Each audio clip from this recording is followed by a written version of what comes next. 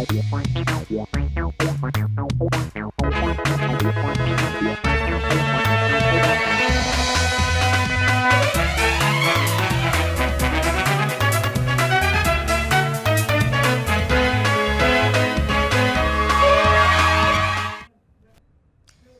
मेरा नाम है जयंती झा और आप देख रहे हैं राष्ट्रीय समाचार। पहले एक नजर हेडलाइंस पर। सीडब्ल्यूसी बैठक में दीपेंद्र सिंह हुड्डा का केंद्र सरकार पर बड़ा हमला। बोले मनरेगा को कमजोर कर गरीबों के अधिकार छीने जा रहे। जनवरी से देशव्यापी आंदोलन शुरू करेगी कांग्रेस। कांग्रेस नेता सुखजिंदर सिंह रंधावा का केंद्र पर तीखा प्रहार। बोले राज्यों पर बोझ डालकर गरीबों की योजनाएं बंद करने की साजिश। गांव-गांव जाकर होगा विरोध। सूरत पहुंचे संत सुधांशु जी महाराज। भक्ति सत्संग महोत्सव में संस्कृति, संस्कार और राष्ट्र निर्माण पर दिया संदेश। बांग्लादेश में हिंदुओं पर अत्याचार पर जताई चिंता।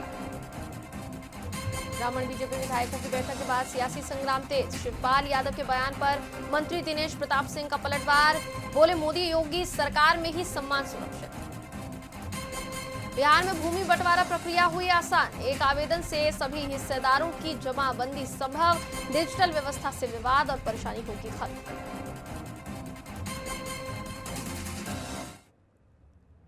खबर राजधानी दिल्ली से। कांग्रेस सांसद दीपेंद्र सिंह हुड्डा ने सीडब्ल्यूसी की बैठक पर कहा कि मनरेगा की योजना को धीरे धीरे इस सरकार ने कमजोर करने का काम किया है। मनरेगा योजना पर केंद्र सरकार ने अपनी हिस्सेदारी से भी हाथ पीछे खींचते हुए बड़ा प्रहार किया है। पूरे देश में लोग मनरेगा से जुड़े हुए हैं और उनके अधिकारों की रक्षा के लिए कांग्रेस पार्टी सामने आएगी। यूपीए सरकार के समय जो कानून बना था उसकी रक्षा के लिए हम देशव्यापी कार्यक्रम जनवरी से शुरू करेंगे। काम तक सीमित काम तक नहीं, क्योंकि मनरेगा की योजना को धीरे धीरे सरकार ने कमजोर करने का कार्य किया है, बजट घटाने का कार्य किया और अब ये बड़ा प्रहार मनरेगा की योजना पर जिस तरीके से अपना केंद्र सरकार ने अपने हिस्सेदारी से भी हाथ पीछे खींच लिया। तो मनरेगा के जो सारे मजदूर हैं, जो सारे पूरे देश में लोग मनरेगा से जुड़े हुए हैं, उनके अधिकारों की रक्षा के लिए हम लोग कांग्रेस पार्टी सामने आएगी और यूं किसी योजना को सरकार के राजनीतिक द्वेष का शिकार हम नहीं होने देंगे। मजदूरों के अधिकारों की रक्षा करेंगे। सर, हरियाणा में कब से माने की कार्यक्रम जो है वो देखिए, ये पूरे देशव्यापी जो कार्यक्रम है वो देशव्यापी कार्यक्रम जनवरी के महीने से पूरे देश में कांग्रेस पार्टी मनरेगा के कानून को, जो उस समय यूपीए सरकार के समय कानून बना था, उस कानून की रक्षा के लिए, मनरेगा के मजदूरों के अधिकारों की रक्षा के लिए जनवरी से हम देशव्यापी ये कार्यक्रम, ये रूपरेखा की विस्तृत जानकारी आप लोग को अधिकृत रूप से हम लोग जल्दी देंगे। मगर ये जनवरी के पहले सप्ताह से कार्यक्रम हम शुरू करके पूरे देश के कोने कोने में इस कार्यक्रम को लेके जाएंगे।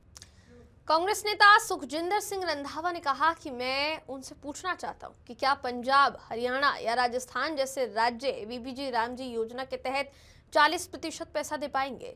कभी भी नहीं। आखिर में वो इस योजना को बंद करेंगे और गरीबों को भगवान के भरोसे छोड़ देंगे। ये बड़ा हमला सुखजिंदर सिंह द्वारा बीजेपी पर किया गया है। हाल ही में केंद्र सरकार द्वारा जो बिल लाया गया उसको लेकर कांग्रेस आक्रामक लगातार नजर आ रही है और उसी पर ये कांग्रेस की तरफ से ऐलान किया गया है कि आने वाले दिनों में एक बड़ी विरोध की तैयारी जो है कांग्रेस की तरफ से की जा रही है। वहीं इसी कड़ी में सुखजिंदर सिंह रंधावा की तरफ से कहा गया कि जो काम दिया जा रहा था वो बंद हो जाएगा। अभी देखिए कि इसके बाद कहां देश खड़ा होगा, कहां हम खड़े होंगे। हम गांव-गांव में जाकर इसका विरोध करेंगे।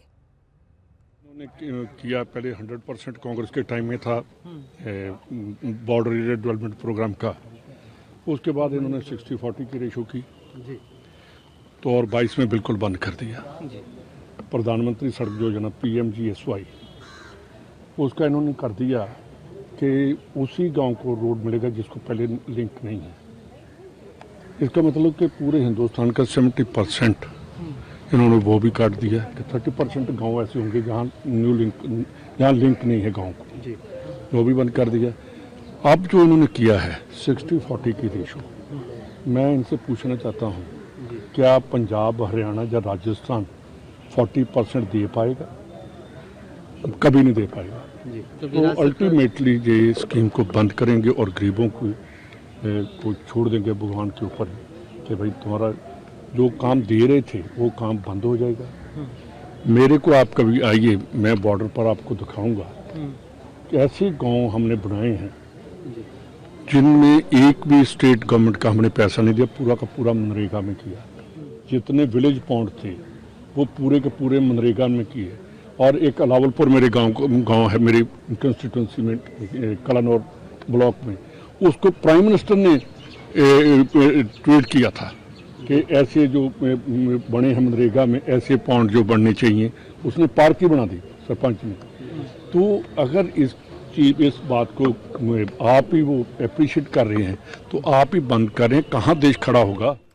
अगली खबर का रुख करते हैं। खबर सूरत से। सूरत में 4 दिवसीय भक्ति सत्संग महोत्सव के अवसर पर प्रसिद्ध संत पूज्य सुधांशु जी महाराज का आगमन हुआ।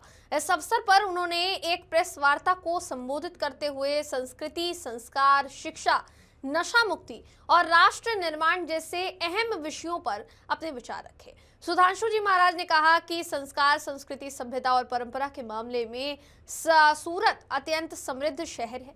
सूरत न सिर्फ तेजी से बढ़ता हुआ नगर है बल्कि देश भर में अपनी एक अलग पहचान भी बना रहा है। उन्होंने अभिभावकों से अपील करते हुए कहा कि बच्चों को केवल पैसा देकर अमीर बनाने के बजाय उन्हें पैसा कमाने योग्य, संस्कारी और चरित्रवान बनाना जरूरी है। बांग्लादेश में हो रहे हिंदुओं पर अत्याचारों को लेकर सुधांशु जी महाराज ने कहा कि इस विषय पर प्रधानमंत्री नरेंद्र मोदी को ठोस और निर्णायक कदम उठाने चाहिए। मुझे लगता है कि सिरदर्द जहाँ होता है लेप वहां ज्यादा लगाना चाहिए। मुझे लगता है कि इस समय जिस जगह पर इतनी ज्यादा हमारे देश में संस्कृति, सभ्यता इतनी ऊंची रही है, बंगाल ने हमारे देश की आजादी को बहुत कुछ दिया है, हमें सुभाष चंद्र बोस दिया है, बंकिम चटर्जी वहां से हमको मिले, इतने इतने क्रांतिकारी मिले, खुदीराम बोस जैसा 16 साल का युवक जो अभी जवानी की तरफ बढ़ ही रहा था, उसने भारत देश की आजादी के लिए कुर्बानी दी है। उस जगह पर ही अगर हमारी संस्कृति, सभ्यता में कुछ कमी आने लगी है तो काम वहाँ करने की आवश्यकता है, इसलिए मैंने पहले उसको चुना। बांग्लादेश में जिस तरह हत्या हुई, भारत तो सरकार को एक साथ भी नहीं कर सकते, लेकिन बांग्लादेश के लोगों को जिस तरह से टारगेट इसके लिए ये बहुत दुखद है और इस पर हमारे देश को भी, विशेष रूप से हमारे देश के प्रधानमंत्री को भी सख्त कदम उठाना चाहिए। ये हम अपनी तरफ से प्रार्थना करना चाहेंगे। बीजेपी के ब्राह्मण एमएलएज द्वारा बैठक के बाद राजनीति शुरू हो गई है। शिवपाल यादव के बयान के बाद मंत्री दिनेश प्रताप सिंह ने तंज कसा है। सिंह ने कहा कि सपा ने कभी ऐसा सपना भी नहीं देखा होगा जो काम मोदी योगी सरकार कर रही है। सपा में अगर ब्राह्मणों का सम्मान होता तो आज उन्हें शिवपाल आमंत्रित न करते। सपा में ब्राह्मणों का सम्मान सुरक्षित नहीं है। मोदी योगी की सरकार में ही सब कुछ सुरक्षित है। बीजेपी में ही सभी का मान सम्मान सुरक्षित है। कांग्रेस के वरिष्ठ नेता शशि थरूर के द्वारा दिए गए बयानों को लेकर भी मंत्री दिनेश प्रताप सिंह ने बयान दिया है। क्या कुछ उन्होंने कहा है, सुनिए। शिवपाल जी एक अच्छे व्यक्ति हैं, इसमें मुझे कोई दुविधा नहीं है, लेकिन भारतीय जनता पार्टी भारत की सेवा, भारतीय संस्कार संस्कृति का संरक्षण, संवर्धन जिस तरह मोदी जी और योगी जी के नेतृत्व में देश और प्रदेश में हो रहा है, मैं नहीं समझता कि समाजवादी पार्टी ने कभी ऐसा किया होगा, कभी ऐसा सपना भी देखा होगा। समाजवादी पार्टी में अगर ऐसी संभावनाएं होती तो जिन समाज के लोगों को आज आमंत्रित कर रहे हैं वो उनके दल में होते, लेकिन सब कोई जानता है समाजवादी पार्टी में उनका सम्मान सुरक्षित नहीं है। समाजवादी पार्टी जोड़ने में विश्वास नहीं करती है, वो समाज को बांट करके अपनी एक प्राइवेट लिमिटेड कंपनी बना करके समाजवादी पार्टी के रूप में अपने परिवार के संवर्धन के लिए केवल काम करती है। देश के लिए तो केवल भारतीय जनता पार्टी, मोदी जी, योगी जी, गृह मंत्री जी, रक्षा मंत्री जी, ये सब लोग के नेतृत्व में एक बढ़िया काम हो रहा है। तो चाहे जो समाज का नाम ले रहे हैं वो सारे समाज के लोगों का अटूट विश्वास प्रधानमंत्री, गृह मंत्री और मुख्यमंत्री में है, इसलिए दीवा स्वप्न आदरणीय शिवपाल जी को देखने में कुछ नहीं जाता, वो देखें, लेकिन फिलहाल कोई भारतीय जनता पार्टी के बाहर जाने वाला नहीं है, क्योंकि भारतीय जनता पार्टी में खुद भी सम्मान मिलता है और भारत का भी सम्मान बढ़ता है। बुलेटिन में आगे बढ़ते हैं। पारिवारिक भूमि बंटवारे की प्रक्रिया को सरल, सहज और विवाद मुक्त बनाने के उद्देश्य से राज्य सरकार ने एक बड़ा सुधारात्मक कदम उठाया है। 27 दिसंबर से राजस्व एवं भूमि सुधार विभाग ने बिहार भूमि पोर्टल पर बंटवारा दाखिल खारिज की नई व्यवस्था लागू कर दी है, जिसके तहत अब एक ही आवेदन के माध्यम से परिवार के सभी हिस्सेदारों के नाम, उनके हिस्से की भूमि पर अलग अलग जमाबंदी कायम हो सकेगी। इसकी घोषणा उप मुख्यमंत्री सह राजस्व एवं भूमि सुधार मंत्री विजय कुमार सिन्हा ने शनिवार को संवाददाता सम्मेलन में की। उन्होंने बताया कि पूर्व व्यवस्था में प्रत्येक हिस्सेदार को अलग अलग दाखिल खारिज कराना पड़ता था, जिससे लोगों को काफी परेशानी होती थी। नई प्रणाली से आम रैयतों को बड़ी राहत मिलेगी। उप मुख्यमंत्री ने लोगों से डिजिटल माध्यम से विधिवत बंटवारा कर जमाबंदी कराने की अपील करते हुए कहा कि मौखिक बंटवारा आगे चलकर विवाद का कारण बनता है। उन्होंने ये भी बताया कि नई व्यवस्था में उत्तराधिकारी सह बंटवारा की सुविधा शामिल है, जिससे पूर्वज की मृत्यु के बाद सभी उत्तराधिकारियों के नाम एक साथ जमाबंदी हो पाएगी। सरकार ने जनवरी से मार्च तक पंचायत स्तर और शिविर लगाकर लंबित आवेदनों के निष्पादन का भी भरोसा दिलाया है और इसे भूमि प्रशासन को पारदर्शी, जनोन्मुखी बनाने की दिशा में अहम कदम बताया गया। नई सरकार की नई सोच, डबल इंजन की सरकार, देश के माननीय प्रधानमंत्री नरेंद्र मोदी जी, बिहार के मुख्यमंत्री नीतीश कुमार जी का जो संकल्प है सुशासन से समृद्धि की ओर, विकसित बिहार विकसित भारत बनाने का, एक नई पहल की शुरुआत आज की जा रही है। बंटवारा दाखिल खारिज पोर्टल की शुरुआत, बारीक बंटवारा अब आसान हो जाएगा। बंटवारा दाखिल खारिज की व्यवस्था आज 27 दिसंबर से एक नए रूप में लागू किया जा रहा है। बिहार के माननीय मुख्यमंत्री जी के नेतृत्व में और उनके निर्देश पर पूर्व में सभी हिस्सेदार को अपने हिस्से का जमीन अलग अलग दाखिल खारिज करना पड़ता था।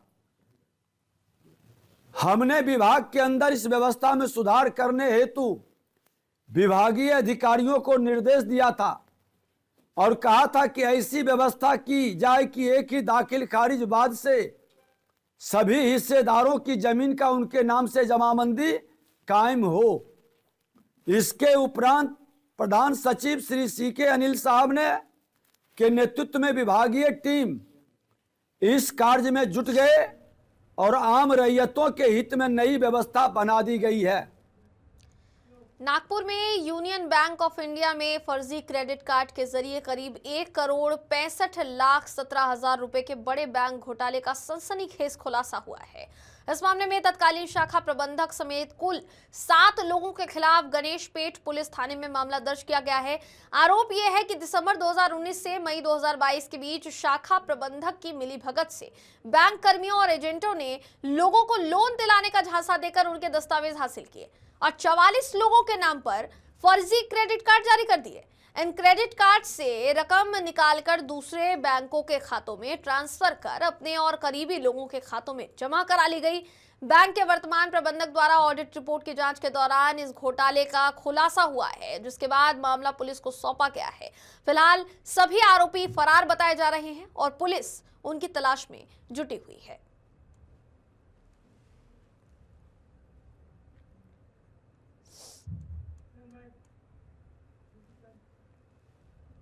दिल्ली में आयोजित कांग्रेस की समीक्षा बैठक पर बिहार सरकार में उद्योग सह पथ निर्माण मंत्री डॉक्टर दिलीप कुमार जायसवाल ने तीखा हमला करते हुए कहा कि कांग्रेस पार्टी कितनी भी समीक्षा बैठक कर ले, उसका कोई फायदा नहीं होने वाला है। मंत्री दिलीप कुमार जायसवाल ने कांग्रेस नेता राहुल गांधी पर निशाना साधा है और कहा कि जब तक राहुल गांधी कांग्रेस पार्टी के नेता रहेंगे तब तक कांग्रेस पार्टी आगे नहीं बढ़ सकती। उन्होंने कहा कि ऊपर वाले ने राहुल गांधी को भेजा ही है कांग्रेस पार्टी की नाव को डुबोने के लिए।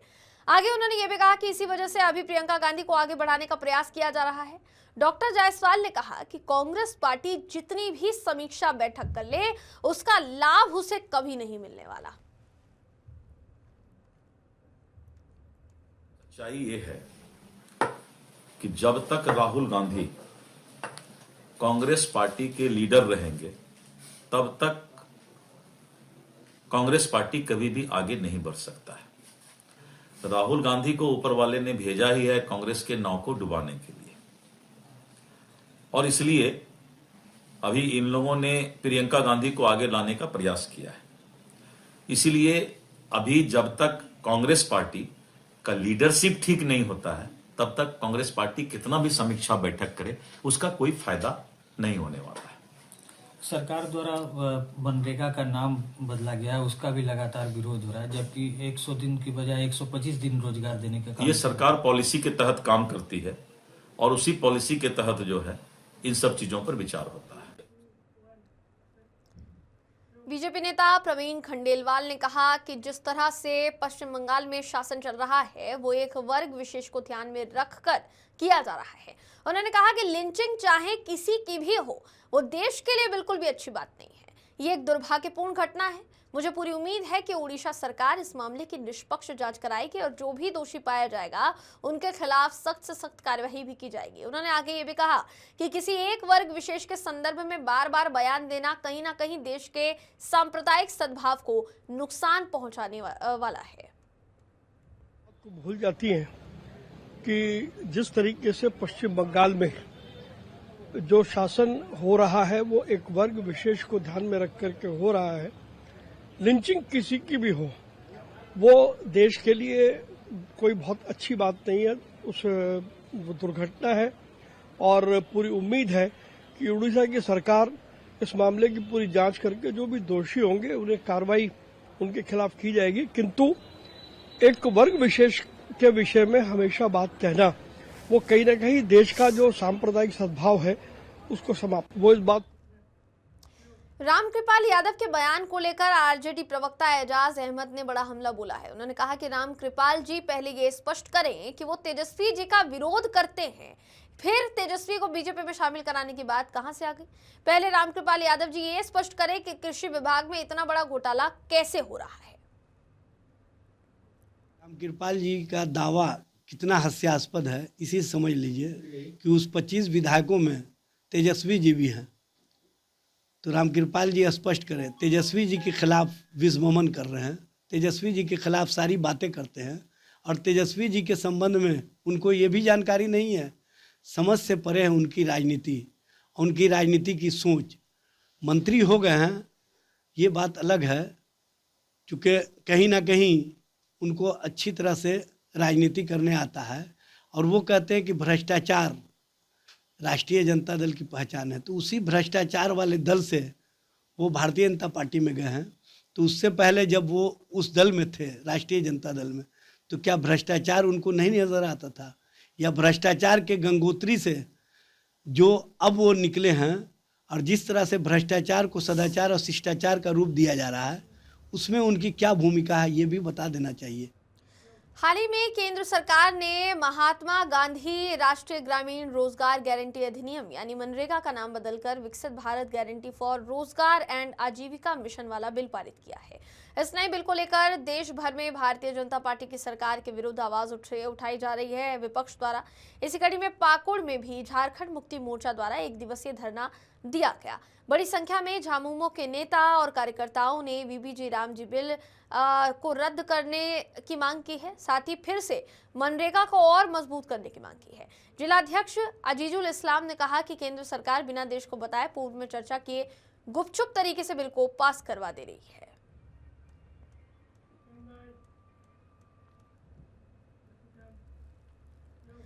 आईपीएल मैच में बांग्लादेशी क्रिकेट खिलाड़ियों की खरीदारी किए जाने और बांग्लादेशी खिलाड़ियों को खिलाए जाने के खिलाफ आज हरिद्वार के संत समाज श्री अखड़ परशुराम अखाड़ा और समाज सेवी संस्थाओं ने माया देवी प्रांगण में विरोध प्रदर्शन किया और मांग की कि आईपीएल मैचों के लिए ना तो बांग्लादेशी खिलाड़ियों की खरीदारी की जाए और ना ही बांग्लादेशी खिलाड़ियों को खिलाया जाए। अगर ऐसा किया जाता है तो संत समाज, परशुराम अखाड़ा और सामाजिक संस्थाएं इसके खिलाफ विरोध प्रदर्शन करेंगे और जहां जहां भी बांग्लादेशी खिलाड़ी खेलने के लिए जाएंगे वहां जाकर प्रदर्शन कर अपना विरोध दर्ज कराएंगे।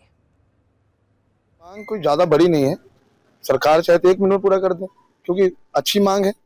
क्योंकि जो सनातन के विरोधी देश बांग्लादेश है, जो हिंदुओं को काट रहे हैं, उनके खिलाड़ियों को हम खरीद के यहाँ खिलवा रहे हैं और खिलवा के अपने भारत में हिंसा पैदा करवा रहे हैं। क्योंकि जब आईपीएल होता है तो खिलाड़ी के ऊपर सट्टा लगता है और सट्टा लगने से बड़े नहीं परेशान होते हैं, छोटे लोग परेशान होते हैं। रिक्शा वाले, मजदूर, दिहाड़ीदार, उनको लालच दिया जाता है कि 1 रुपया लगाओ और कमाओ। इसमें अपने पूरे दिन की कमाई, पूरे महीने की कमाई लोग लगा देते हैं, उससे हिंसा पैदा होता है।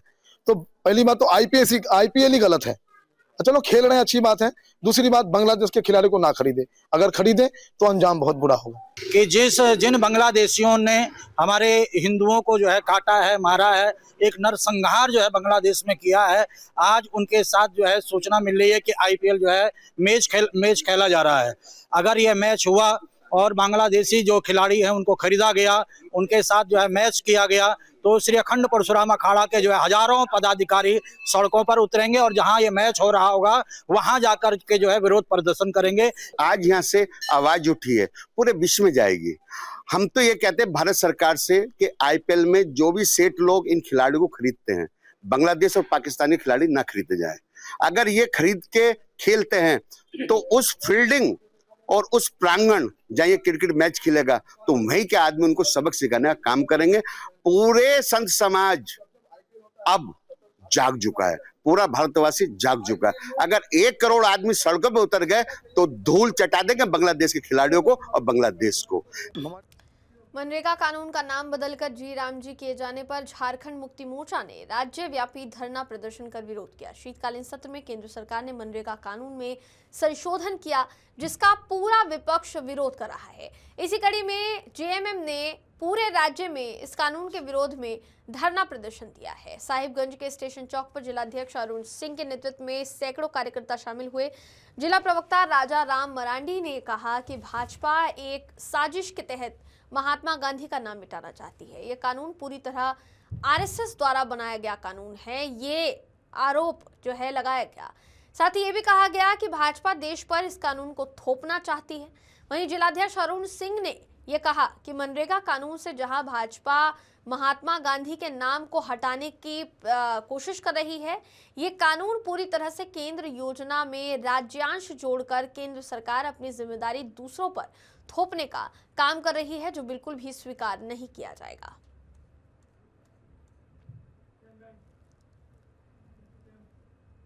लगातार दूसरे दिन पुलिस ने मुठभेड़ के बाद एक और शातिर जो कि 25,000 का इनामिया बदमाश था उसे गिरफ्तार कर लिया। कई मामलों में फरार चल रहा वारिस उर्फ लुच्ची डॉन घटना को अंजाम देने जा रहा था। मुखबिर की सूचना पर सक्रिय हुई पुलिस टीम को अपनी ओर आता देख बदमाश ने फायर झोंका। पुलिस की जवाबी फायरिंग में बदमाश के पैर में गोली लगी और घायल बदमाश को इलाज के लिए अस्पताल में भर्ती कराया गया। शातिर बदमाश पुलिस की गोली लगने के बाद भी हंसता और स्टाइल में सैल्यूट करता कैमरे में कैद हुआ है। गिरफ्तार बदमाश के खिलाफ महोबा और बांदा जिले में 12 मुकदमे दर्ज हैं। शहर कोतवाली और एसओजी की संयुक्त टीम को बड़ी सफलता हाथ लगी है। शहर कोतवाली कस्बा क्षेत्र के यशोदा नगर मोहल्ले के पास की ये पूरी घटना बताई जा रही है। रात्रि दिनांक 26/27/2025 को कोतवाली महोबा नगर व एसओजी महोबा की पुलिस टीम द्वारा संयुक्त रूप से कार्रवाई करते हुए दिनांक 30/11/2025 को कोतवाली नगर क्षेत्र में मोहल्ला शक्ति नगर के अंतर्गत दिन दहाड़े हुई चोरी की घटना, जिसमें नकदी व सोने चांदी की जेवरात चोरी किए गए थे, जो कि सीसीटीवी फुटेज भी जिस घटना की पुलिस को प्राप्त हुई थी, जिसके आधार पर अभियुक्त गणों की शिनाख्त कर उनका पीछा, उनको पकड़ने का प्रयास लगातार पुलिस द्वारा किया जा रहा था। मैं वांछित अभियुक्त वारिस उर्फ लुच्ची, जो कि शातिर अपराधी है, जिस पर दर्जनों अभियोग गुंडा, गैंगस्टर, नकबजनी व चोरी के पूर्व से पंजीकृत है, जिसका एक गैंग भी जनपद में रजिस्टर्ड है, तथा इसकी गिरफ्तारी पर श्रीमान पुलिस अधीक्षक महोबा द्वारा 25,000 रुपये का पुरस्कार भी घोषित किया हुआ था, जिसको कल रात्रि में एसओजी व कोतवाली पुलिस द्वारा संयुक्त रूप से कार्रवाई करते हुए साहसिक मुठभेड़ के उपरांत स्टेशन रोड यशोदा नगर से एक महत्वपूर्ण सूचना के आधार पर गिरफ्तार किया गया है। खबरों का सिलसिला यूं ही जारी रहेगा। देश और दुनिया की तमाम खबरों के लिए देखते रहिए राष्ट्रीय समाचार।